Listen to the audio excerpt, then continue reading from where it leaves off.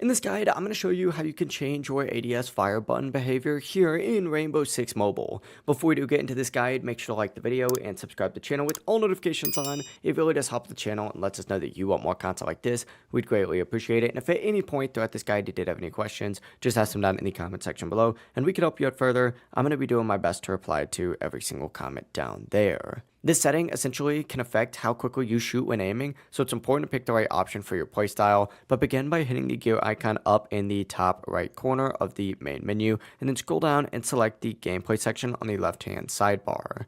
Look for the setting called ADS Fire Button Behavior. If you don't see it in the gameplay tab, hit touch controls and scroll down a little bit and you should see it in here as well, under the shooting tab, and as you can see it's right here, and you're gonna have a few different options in this section. You're gonna have shoot during ADS transition, which means that your weapon will fire while you're transitioning into ADS. You're gonna have shoot after ADS transition, meaning that the button will always hip fire even if you're aiming.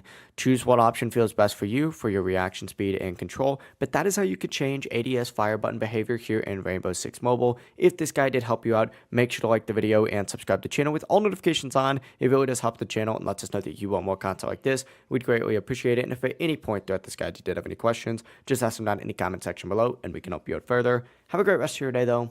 Peace.